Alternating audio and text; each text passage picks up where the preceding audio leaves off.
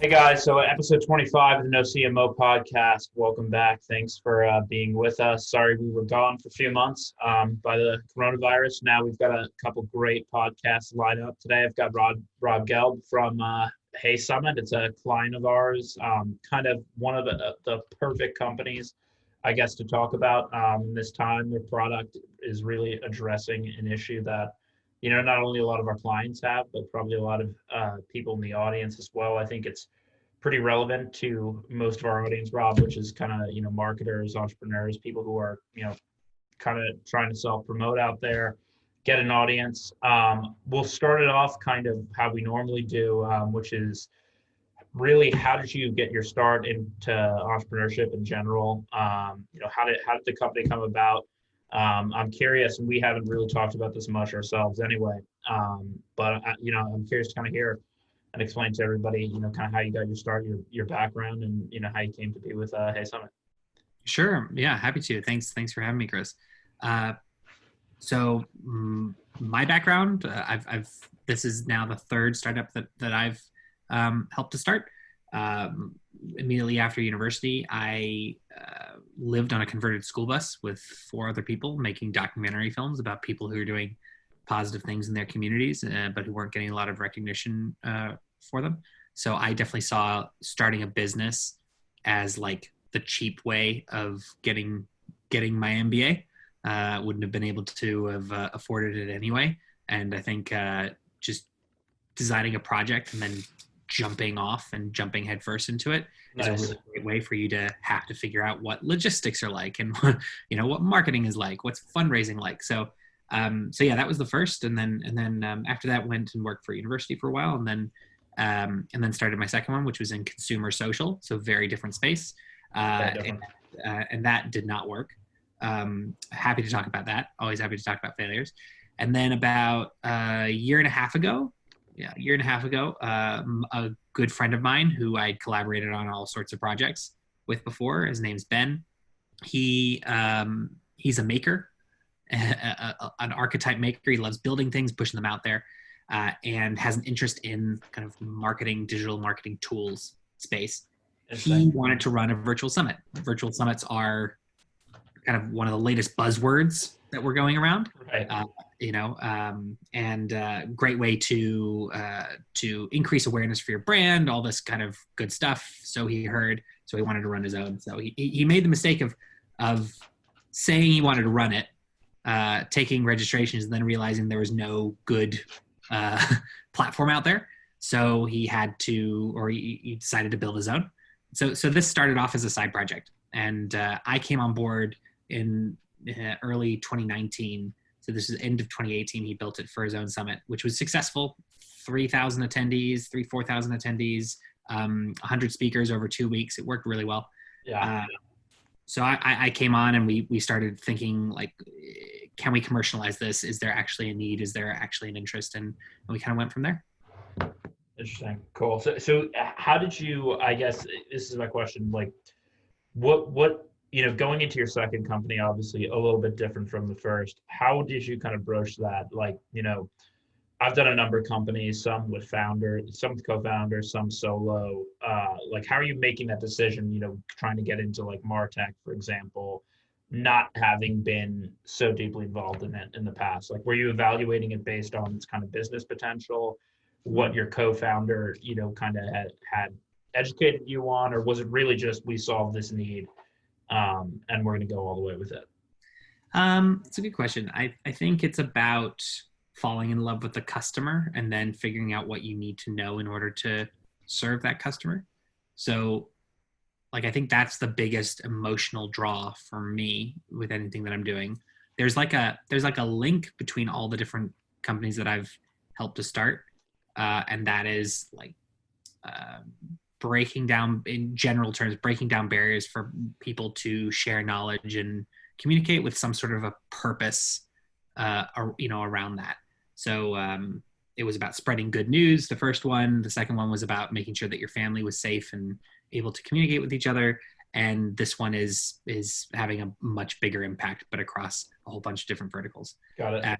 So yeah, I didn't really think of it from a point of view of MarTech in a way, frankly. It was more, There's That's these interesting. population there that needs to be served. How do they need to be served? Let's figure out what the problems are, even if I don't know what that language is. Let's learn the language, and then let's try and solve those problems. Yeah. And how did that problem kind of, you guys have been doing it for what, a year and a half, right? How did it crystallize over that entire period? What new information kind of evolved and changed your perception? It was a one person problem tool to start off with. Right. And we were not sure. Like, yeah, everyone said that it was great and they loved experiencing it. They wanted to use it themselves, but we didn't know if that would actually solve a lot of people's problems. And so that's why, we put it on AppSumo as a test. We had this hypothesis. We were like, well, Nice. I'm pretty sure that other people are going to be experiencing this as well. But we wanted to test the commercial viability. And so we put it on AppSumo, which is a lifetime deal site.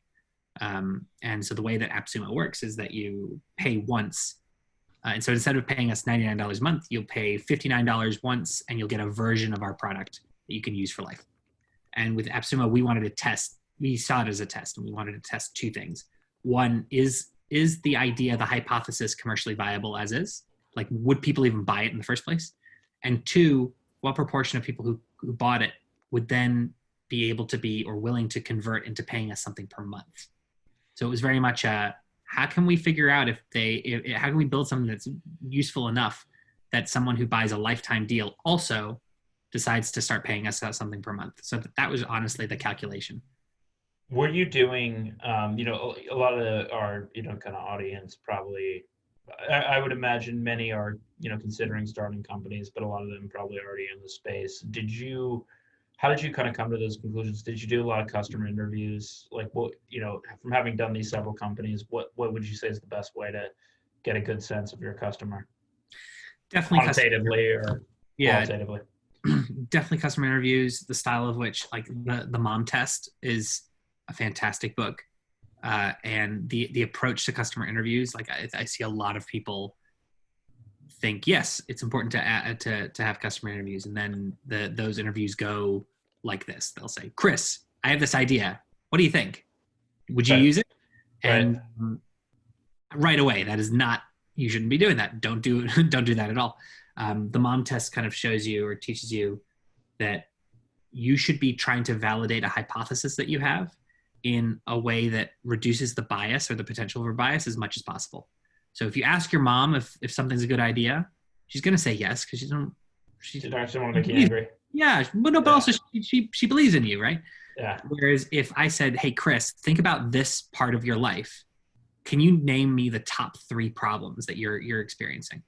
Right. And if you're asking the same thing to a whole bunch of people, and your hypothesis is one of those top 3 things is going to be this problem that I want to solve, you're validating that by asking more unbiased types of questions.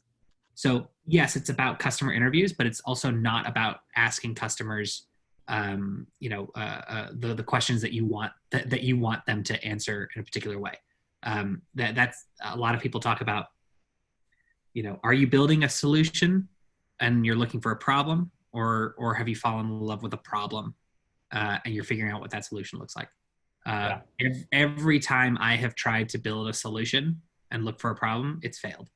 And one part of that is you have to let go of this idea that you have the secret sauce and the secret answer, and instead adopt a bit more, nuanced approach where you need to be the expert in the problem.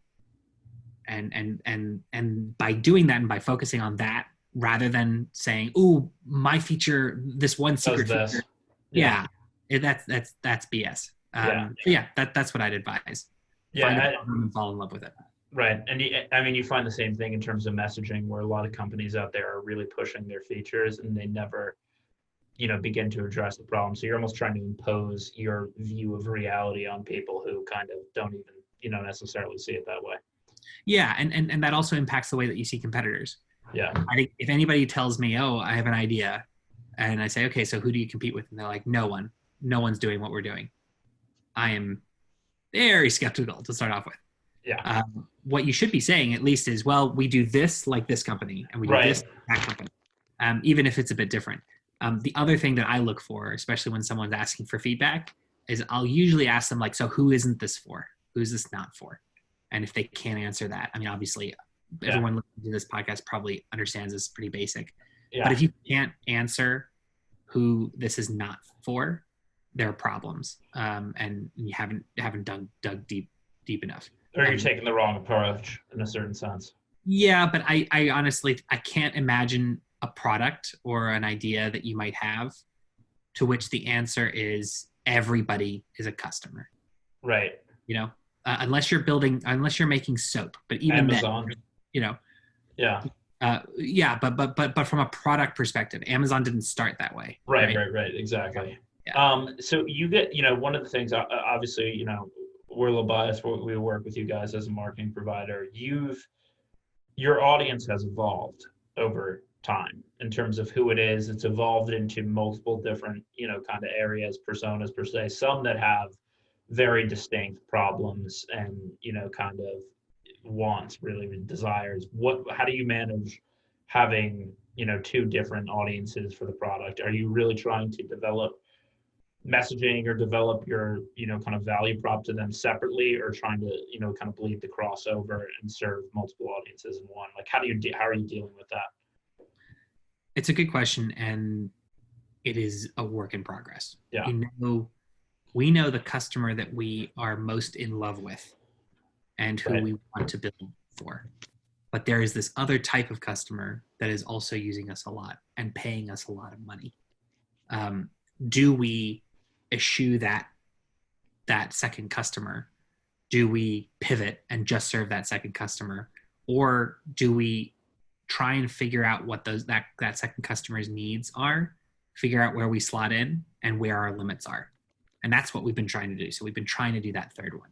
So yeah, we are built for the passion economy. We're built for independent business, owners, and we're built for agencies. So like people who want to use us as a tool for their clients. We weren't really built for SaaStr, but SaaStr's used us. We weren't built for like Outreach.io, but they're using us too.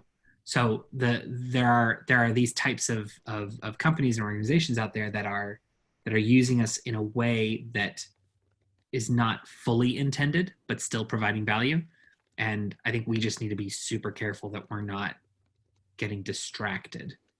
Opportunity and distraction are sometimes like pretty close bedfellows.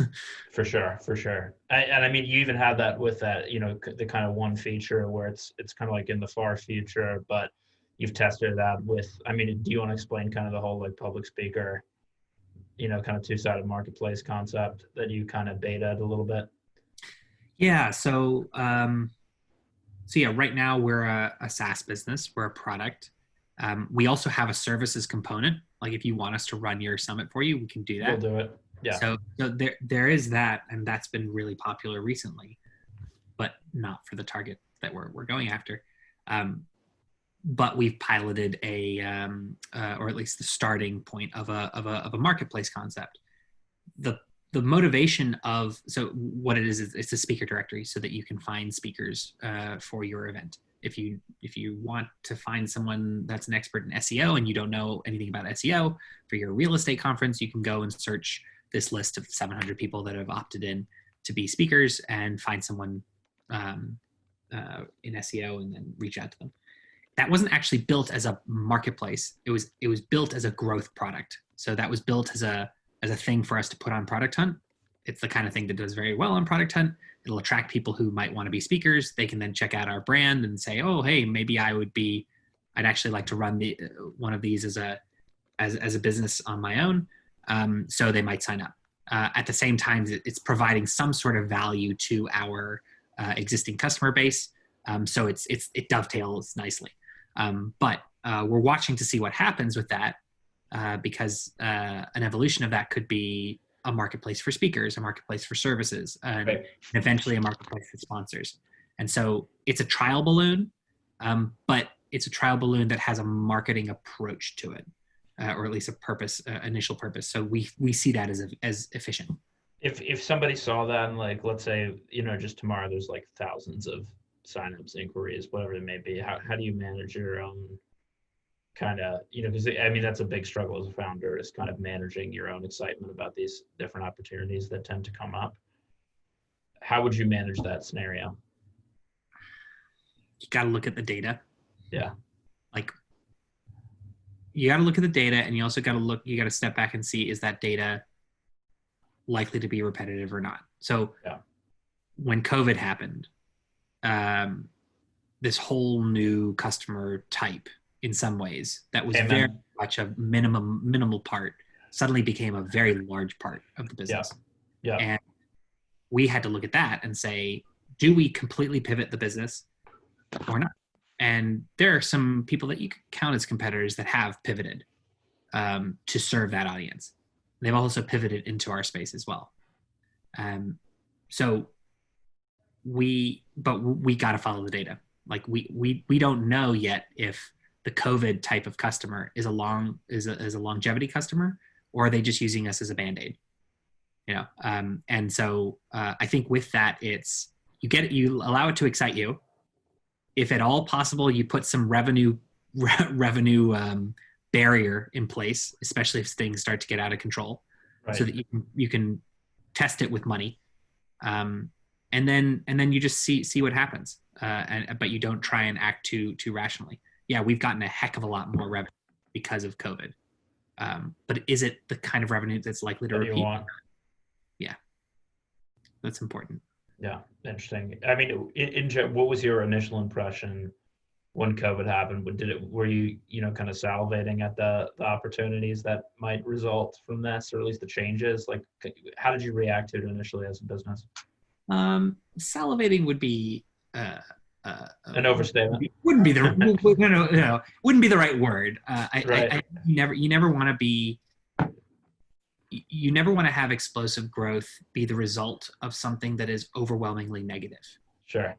Not just because you'd be a dick, but also because someone's motivation, a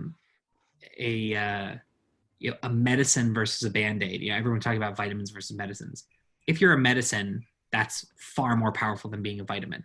But if you're a Band-Aid, that can be equally as troubling. It just happens to be short-term benefit. So when we saw COVID happen, there are two things. One, there's this immediate need. Everyone's shit in the bed. So what can we do to serve them? But for our original target market, it also presents a change in their circumstance. So our two markets are these like SaaSters, or large corporates, the UN, people like that. Yep. And then passion economy folks. For SaaSter, they had to just cancel their event. So what the hell are they going to do? For the passion economy folks, these are people who might be wanting to start side hustles, wanting to diversify their income. They're looking at COVID as, yeah, COVID's a problem, but what about the economic downturn that's going to follow? If they weren't laid off or if they weren't furloughed, are they starting to think like, ooh, should I start to diversify my income? Am I freaking out about this? And so, ironically, COVID accelerated some things that we were already thinking about. We assumed that a recession was going to be happening in the near future. And we assumed that people are going to be trying to diversify their income in different ways. We weren't expecting this to happen so fast. But that's why we've been focused on content and trying to educate people. So in some ways, it advanced a lot of our thinking. It gave us some more firepower so that we could take action quicker. But for one market, it did result in several weeks of us figuring out what are we going to do, how are we going to serve these people, and how are we going to help them. I don't know if that answers your question, but yeah, that's kind of how it happened with us. Got it.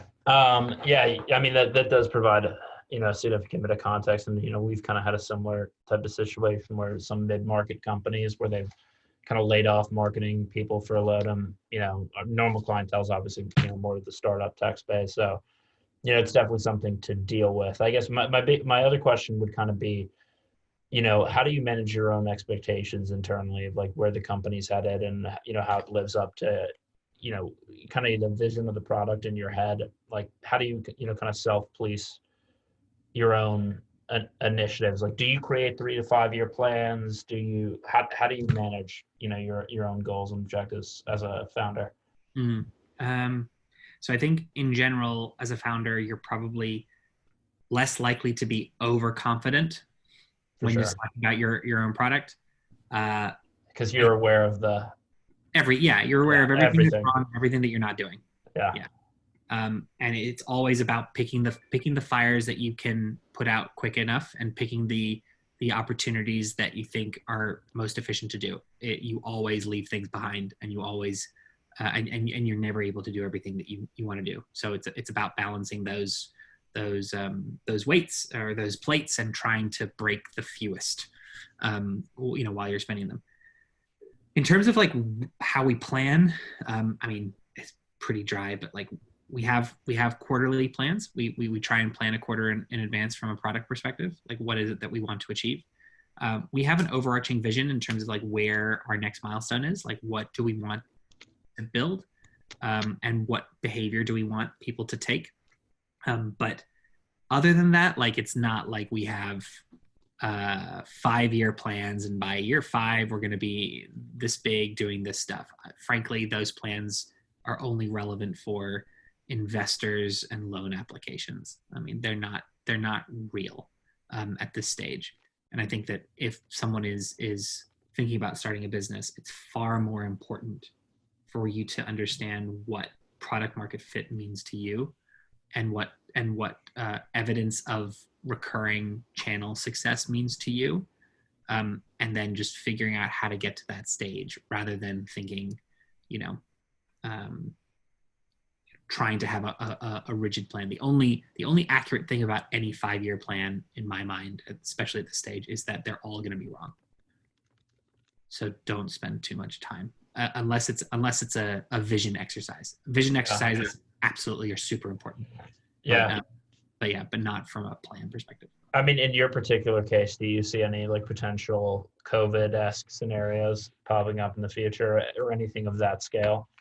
I mean, I think COVID's going to be a big problem for a long time. Ongoing. Yeah. I think it has different stages. Right now, it's still in the, oh crap, we can't get together.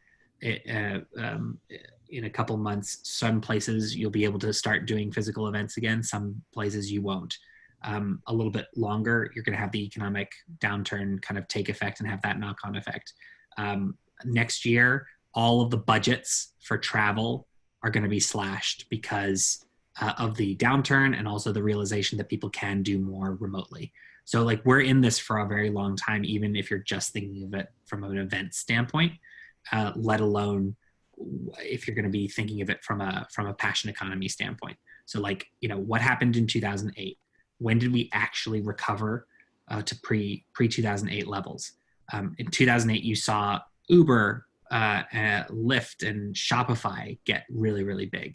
A lot of this was the gig economy. A lot of it was tied to the fact that people were looking to diversify their income, and you're not seeing the levels of unemployment that you're seeing right now. So like, we think it's a pretty seismic shift. It's not, though, a seismic shift in terms of like, hey, we're never going to link up with each other again. It's a seismic shift that like this roadblock that's been put into our, put in front of us, is going to take a long time to settle. And during that time, there's just going to be a lot of opportunity to help people look at things in different ways. Got it. Okay, cool. Kind of to shift gears a little bit, because, what I really want to get into with you about is kind of just like marketing strategy, particularly, holding summits. Before we do that, though, can you define for everyone kind of like what a summit is, or what an online summit is? I think most people probably have an idea of what it is, but maybe haven't heard it, defined out loud. Yeah, totally. So our definition of a virtual summit is a multi-talk event where content is, video content in particular, is relevant. And that sounds super broad, but if you think of us, if you have a look at our site, and you think of us from an event standpoint, that's probably not as helpful as thinking of virtual summits as a content, and coming from that school. So virtual summits might be compared to like online courses in that way.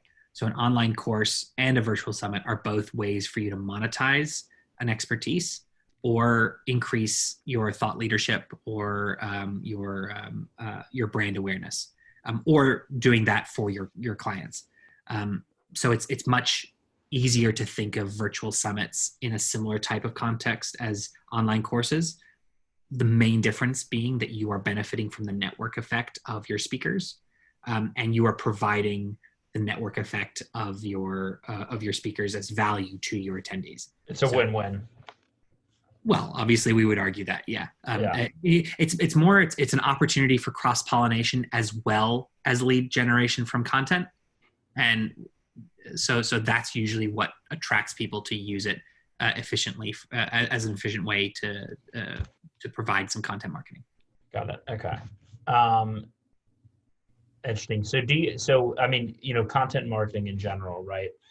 Do you see, most companies, at least in our portfolio, right, they got their start attending events, putting on events. It's a very stable source of leads for most, companies out there in general. How would you compare a, kind of in-person event to an online one in terms of the quality of the interaction? And obviously, people, we're working on tools, right, that enhance that. Some people would argue, though, that the face-to-face is, kind of unbeatable in a certain sense, or more body to body, because we are face-to-face. Yeah, sure. And I think that if you're coming at this from that, then you're always going to be let down. So if you're coming at a virtual event from the point of view of, I need to replicate the experience of a physical event, you're going to be let down because they're not the same thing. Producing an ebook and writing a book that happens to be available on Kindle are two very different things. They are different in terms of purpose. They're different in terms of target market, and they're different in terms of the bandwidth that you're expecting your reader, in this case, to provide in order to interact with it. So I think that from the starting point, you shouldn't be thinking about virtual summits in the same way that you'd think of physical summits. They are much more. They offer different types of opportunities to engage than in-person summits do. And I think whenever we talk to people who are considering doing a virtual summit in place of a physical summit, we try and highlight that it's not about replicating the experience. What you might be wanting to do is replicating the value. So what is the value, and understanding the value for your attendee, understanding their mechanic, the attendee mechanics, that will impact the way in which you are creating your virtual event. Is it about just raising your profile and building your list? Is it about making money? Is it about using cross-pollination as an opportunity? All of those decisions are required before you even start planning. Let's say you're an agency and you're working with a SaaS company and you want to design a virtual summit for that SaaS company. You could be thinking about, well, who is the target for that? Is it partnerships? Is it just leads? Or is it just increasing that SaaS company's awareness for them, their brand or their CEO or whatever, as a leader in the space? All of those things, just like with any marketing approach, you're going to design things very differently. The difference, I think, is the cross-pollination. So like a lot of SaaS companies, for example, use us for that purpose. We saw a Salesforce event, right? It was about Salesforce and it was training for Salesforce, but it was put on by a bunch of different companies that make Salesforce integrations. So they weren't competing with each other because they all did different things, but they all integrated with Salesforce, and they used the fact that they were training you how to use Salesforce as the excuse to draw everybody in. So they appealed to externals because they were focused on Salesforce. Then they cross-pollinated each other because they didn't cannibalize each other. So my customers might be your customers as well. They picked partners that were good. They were good. They were complementary, right? So yeah, it really depends on how it is you're going to go about doing it. But to your question, the thing that I would encourage people to keep in mind is that it isn't a binary, like we're doing a virtual event because we can't do a physical event. There should be a different reason as to why you're wanting to do one. Got it. Okay. What for somebody who hasn't done, let's talk about that, the audience that's like, kind of solopreneurs, consultants, that type of deal. What's the benefit for them for doing a summit? Is there a benefit for a very small type company, side project type person? Totally. Yeah. So it depends on what it is that you're doing, and it depends on your audience. But in general, if you are a solopreneur or a very small business and you want to, if you want to do two of three things, so either you're wanting to increase your thought leadership, you're wanting to monetize your expertise, or you want to monetize your network. If you're really keen on doing two of those things, summits are really helpful. Because of the things that I mentioned, the cross-pollination opportunity, especially if you don't have a big list and you want to grow your list, then being able to bring together a whole bunch of people with large lists and be seen as the reason why those people are being brought together lets you do two of those things. Whether you're monetizing it or not, it's about deriving value. They're pretty efficient from that perspective, because yes, they take a lot of energy to organize, but then you can leave them open, and they're great for SEO. They're great for ways of people for people to discover them, and then still sign up and log in and view some of these talks. So they're really good for that. They're also really good if you are a connector, but you don't have really deep expertise, or the subject matter that you're talking about isn't suited to like an online course. Yeah. If you're an accountant and you want to do an online course all about a particular type of accountancy, and you have the time to do a 30-part course, great. If though you are an accountant or someone who works with accountants and tries to get them more like a marketer for accountants, you're not going to be running an online course about. No way. Why not? Yeah. You want to then get a whole bunch of accountants on to talk about strategies that they've done for, growing their business. So you're letting other customers and other voices talk about your value, the value that you bring to your target market. Is that?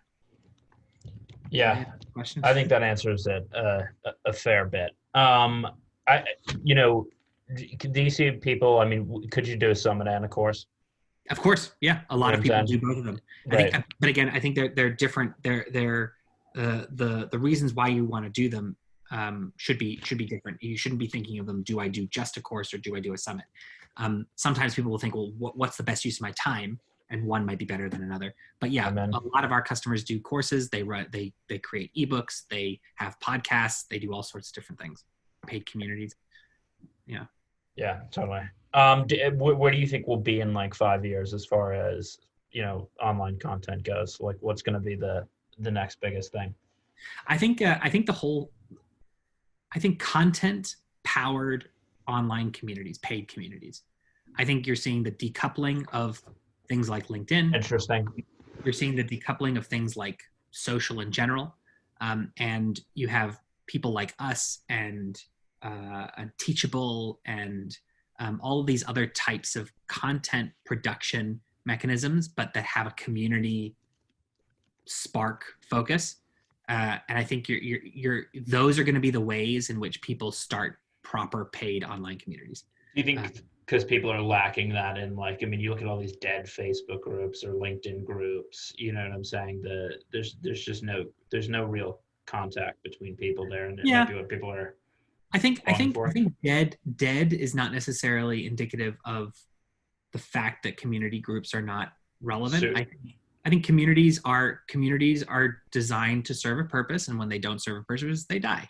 Or when people lose interest, they die. I think the big challenge is you have to create a Slack community, or you have to create a Facebook community or Facebook group, because that's just it's convenience, and otherwise you're not going to get people to engage.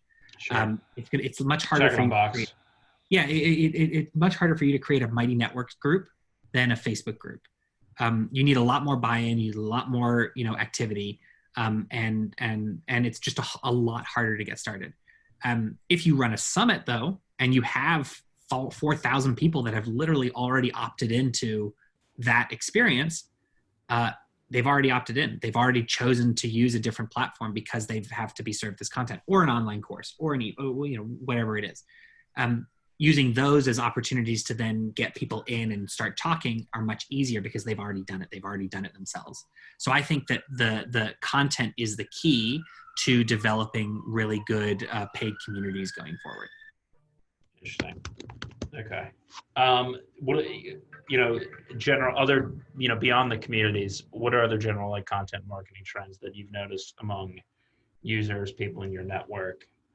What are 3 things that, marketers, entrepreneurs should be looking out for? 3 things that they should be looking out for. I think that to throw in the arsenal. I think you should. I mean, in general, I think you should be looking at cross-pollination a lot more carefully, because voice and authority are going to be more and more important. I don't think email is necessarily that. It's not just about list size. But it's about how can you harness someone who is bought in, and how can you make sure that they're bought in. So online summits is one example of that, but competitions is another one. If I had to pick 3, obviously I'm biased. I think online summits are really interesting and really helpful. Sure. I think that consistent content delivered to a closed group is something that people have been doing for a while, but not been focusing on as a particular strategy. So once you start paying for Chris's online community, you're relying on the community to really power itself. I think adding a content element to that is really important, and that is something that people forget. Right. But then creating bits of content that are bridge content is something also that people aren't doing. So if Chris has his online community, paid online community, creating bridges. So whether it's a summit, a course, a networking event, whatever it is, that people who aren't in the community can get a taste, and it can serve people that are in the community. You're doubling up on sprinkling it out. Yeah. So thinking more about bridge content, paid communities. I don't think they're going anywhere. I think they're going to get more sophisticated, and I think that people are going to start to associate paid communities with true places where they can quietly, in some ways, but get access to the expertise that they're looking for. Do you know too? I mean, are there many, in your experience, are there many do you see the paid communities being in a means to an end in a certain sense for most companies, or can they become the end goal?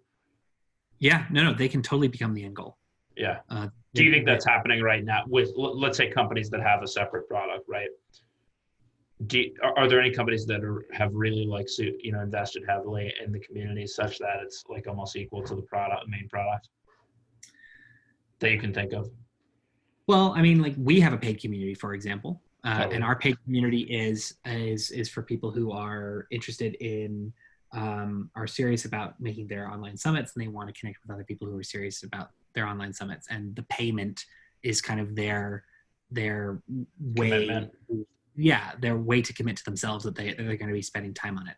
So I think that similar types of entities are helpful. I think that if you're building a product and you're trying to build a community as well, and the community overtakes the product, then the product will die, which is fine.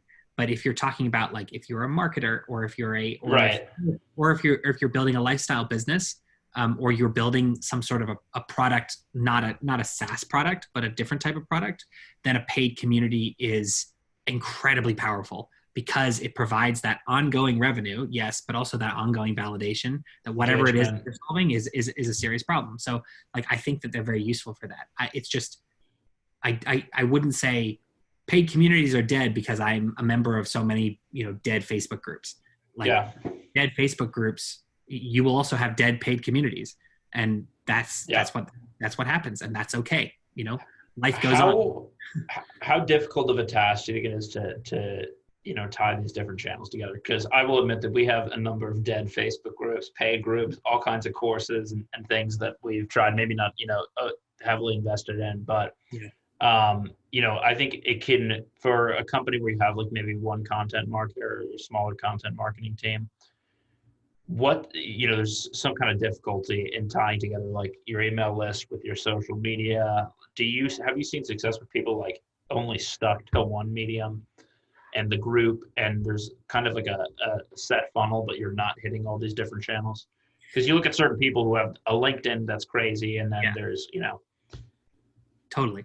I think it's not so much about examples of people who have stuck to one channel. I think it's the people who are clearly prioritizing one channel and are using other channels to advance that channel are the best. So if paid communities as an example, if your paid community is your core, right, then every piece of content should be driving, that's the most important number.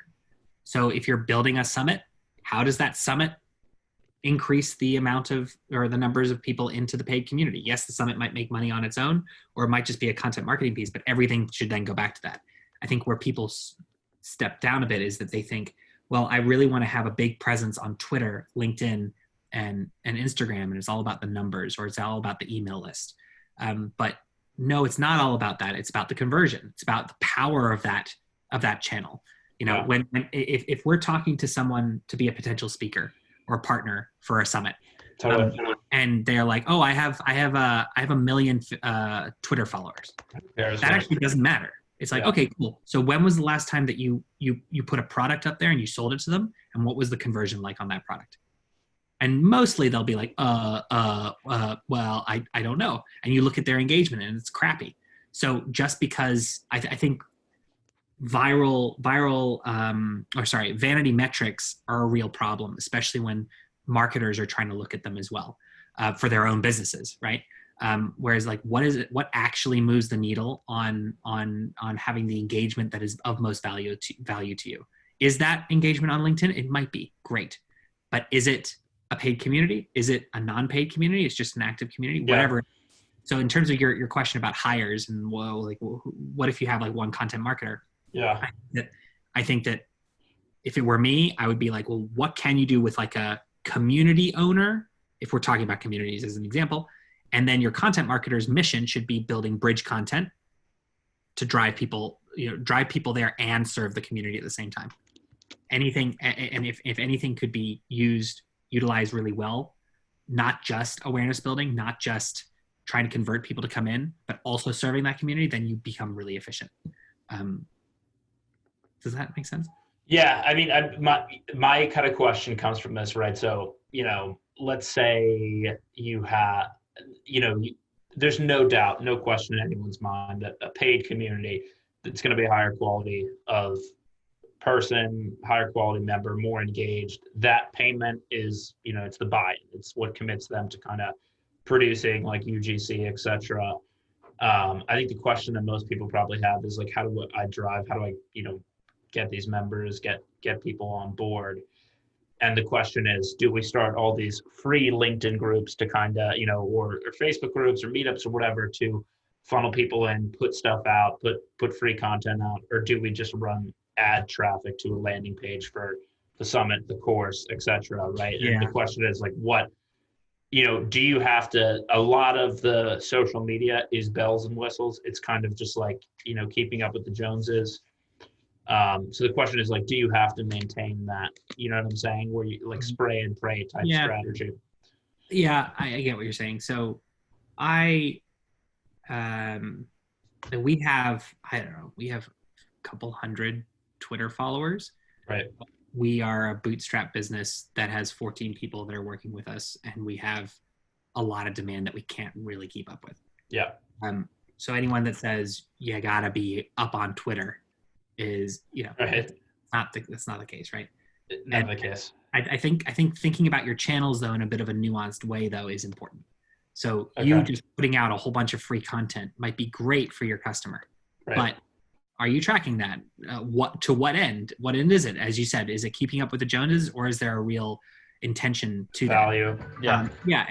And I think that sometimes marketers fall into the same trap of what they tell their clients So how would you say, and those of you who are marketers or listening, what Sure. would you say to a client who's like, I want to be on Twitter, I want to be on Instagram, I want to be on all these places, I want to come up with all this stuff so that I have all the numbers everywhere. You'd probably tell them, like, hold your horses. Yeah. It's the right channel, and what are you focused on? So in the same way for marketers, like, you got to be thinking about that too. And it's okay. It's okay for you to know your customer really well. I think a lot of people are like, we're going to use social, we're going to use outreach so that we can touch everybody. But remember, everybody's not your customer. So being able to say, no, we actually don't do a newsletter like everybody else is doing. We don't do it because of this. That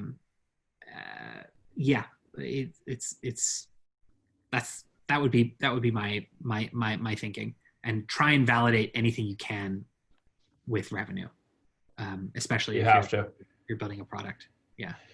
Yeah, you have to. Okay, interesting. I guess a further question along those lines is, and this is something that we've talked about personally, and I'm curious if you have an opinion on this from like past companies that you've worked with, that you've started, etc. Advertising.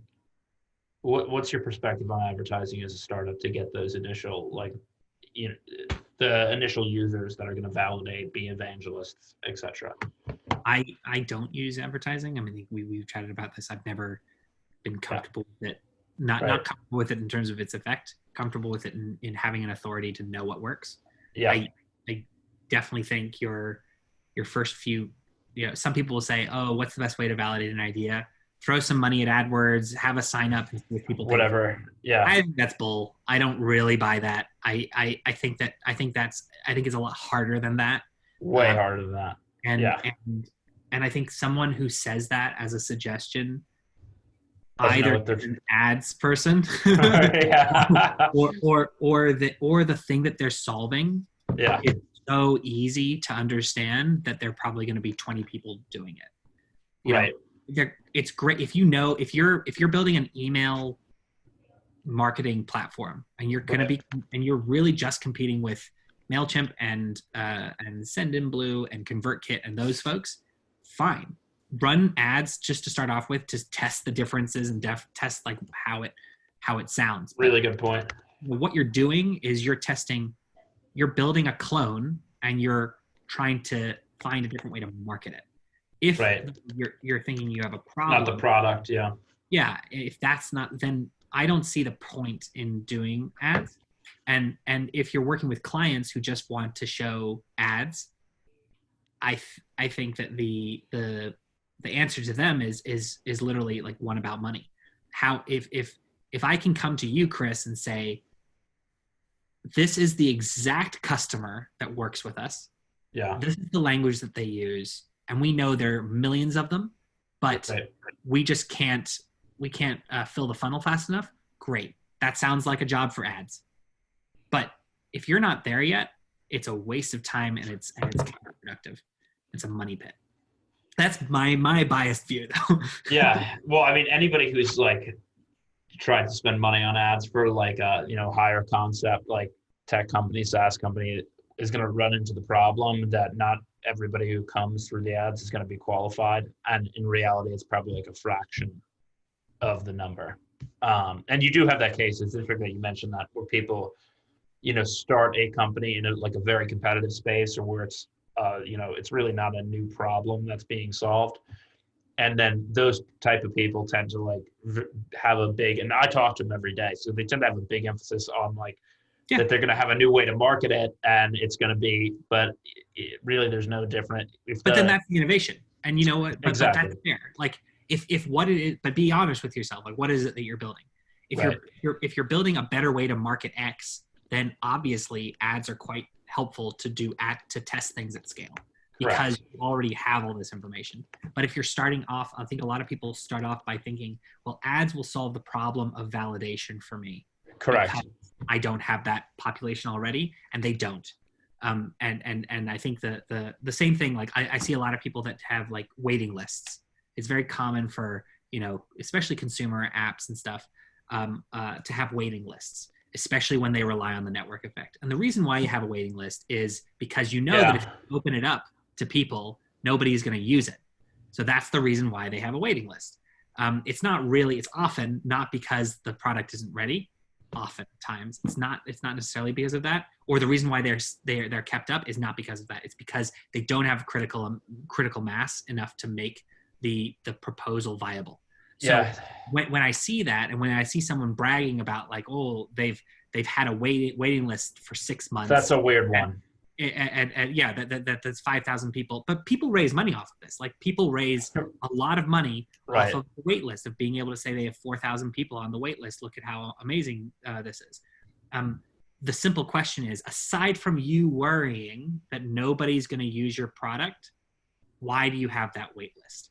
And usually when you ask that question, they don't have any. They fall apart. Yeah. That's a really weird one, but although, we've done certain things, I mean, it is good for, certain types of testing, but I also feel like, the types of companies that have raised money based on a wait list and then came to us, okay, now we're going to market it, right? We have this great wait list. It almost never, it's always a hassle to get those people to And use. that's why, like, if you're thinking of, do I use a wait list as a growth marketing technique? I think that's the typical, that's the tendency. Okay, Robin Hood did it really, really well, so that means we can just replicate what Robin Hood did. Yeah. I Things think that's like that. They work, but only if you're really seeing that as a growth marketing opportunity, not as a validation of the marketing opportunity. Like crowdfunding is the same thing. I have a really great idea for a new kind of umbrella. I'm going to put it on Indiegogo, and it's going to skyrocket, and I'm going to be a millionaire. No, BS. You're going to put it on Indiegogo, and you're going to set it at $25,000, and you've queued up, 500 people to all put in money, so that you're going to hit your $25,000 mark on day one, so that you can say we met our goal in day one. That's the only reason why you should be going on crowdfunding. It's so that you can use it as a growth marketing opportunity. Sure. And anybody who's not using them for those reasons, and they're instead using them for validating an idea, you're just asking for. We've had so many of those, and I've seen so many of those fall apart too. I mean, what's your opinion of Product Hunt? Like in general. I like Product Hunt. I don't think it's a huge. Product Hunt is very helpful for. It's very helpful if you're interested in getting investment. Investors love Product Hunt. They love seeing shiny things on Product Hunt, especially if you make it into the top 5. And it's not hugely complicated as to how you make it into the top 5. And I think that watching people launch on Product Hunt and not make it into the top 5 says maybe a little bit more about how they're wanting to use it. If you're honestly using Product Hunt for the way that it's intended, it's a community, and you're posting stuff just to get feedback. Sure. If you're using it as a marketing opportunity, you shouldn't be posting it like that. But does Product Hunt, does you being the top 5 on Product Hunt actually matter? No, it doesn't matter. It doesn't do shit. It's a thing that people will put on their deck so that investors can be like, oh wow, it's a badge of honor. I don't think Product Hunt has a huge amount of influence when it comes to delivering quality leads or quality users, because the makeup of the community, it's a maker community. They love trying out different things. So that versus Capterra, like do you want to have more reviews on Capterra, or do you want to have more reviews on Product Hunt? No question. If you're talking about like actually for what actually matters, Yeah. But I love Product Hunt. I don't want to knock them for what they're doing. It's just the way that people use it. The expectations are, hey, we're launching on Product Hunt. Can you upvote us so that we can get like 100,000 new users? Like that's not what it's for. Yeah. I think people think that's what it's for. Where do these growth hacks? Because it's weird that some of these growth hacks come around. You know what I'm saying? They're just like, it's that the ads thing, the wait list. It seems like it's taught somewhere. Yeah, exactly. Yeah, everybody's on some email list. It's like, hey, now the next thing is this. But yeah, you talk to all these people, and they always have these, certain assumptions. But, and you do, and I do. Sure. We all do. And I think that it comes down to it depends, and that's the unfortunate answer. It's like, what are you looking to get out of it? Anything that you think is hey, this is one thing we can do that will massively increase the number of signups that we get, like that, as soon as you hear yourself saying those words, then be judging yourself like a heck of a lot. Really, really worry about the fact of, are you doing something that's a rabbit hole, or is it actually that easy? Because if it is that easy, then 101 people have done it before you. So the value is diluted. And I just think go for it with that assumption in mind and be pleasantly surprised, rather than saying, oh, it's okay, we've gotten this crack Facebook ads person on board, and we're just going to be, we're going to be rolling in it because we've calculated that our CAC is $3, but you've never launched anything. It's like, no, that's not the case. Yeah. These are good points here. Do you have any other kind of like pet peeve type growth hacks to debunk right now? I don't know. I find vanity metrics really frustrating. It's vanity metrics. It's much more impressive to me if you could say, I talked with 100 people, or I talked with 50 people, or I talked with 10 people, and 4 of them are paying me something now after talking to them. Like, literally, that to me is like, you have targeted your message, you have validated it with revenue, and you've done that with more than one person. Like, that to me is a bigger step than I've just put $5,000 into Facebook ads and I got 1,000 signups. So that means my CAC is $5. No, it's not. I think I don't find that as interesting. But yeah, I think growth marketing, if you're using growth marketing, or if you're using something as an act of desperation, and I mean true desperation, like you are trying to achieve something, when you are finding yourself in a desperate situation, and I've done this, we've done crowdfunding campaigns, done all sorts of things in that kind of situation, you should never expect that to be a silver bullet, because there are no silver bullets. And the people out there that, I guess this is turning into a bit of a ramble, the people out there that are killing it in whatever growth marketing thing that you see that are inspiring you to try it, it's because they make it look really easy, and that's the point. That's the kryptonite of it. Yeah, exactly. The point of all these growth marketing things and high performing things is that it's supposed to look easy so that you can seem like an expert. It's not supposed to look easy so that you can think that you can do it too. And I think that's the difference. So whenever I see gurus talking about how this is the latest thing, it's going to multiply your stuff 10x, bullshit. The purpose of that growth marketing thing was that message that I've just heard to sign me up as a client. It's not to improve my performance as a customer. But I'm very kind of skeptical about all this stuff. So. Yeah. Well, I you hit on the key point there, which is that the draw of this is always how easy it is. Yeah, totally. And the reason why people do it is because they feel like they're missing out on some type of easy money type opportunity. So it's very much, the key. It's not the quality of the consumer, or if you just look at that, that's the best way to kind of like debunk these. And when we talked with people who are wanting to do virtual summits, like, we try very hard to not use the type of language that is like, read about Chris. He, in 1 week, he made $5 million. We don't want to do that. And some of the competitors that are in our space do that. And I think that's not healthy. But if you're a marketer, or whoever, if you're thinking about like the mentality, it's like, what is it, opt out or is it opt in? Are you trying to trick people into signing up to your email list so that you can have a big number? Or are you trying to have a much smaller number of people who are super committed to whatever it is that you're talking about?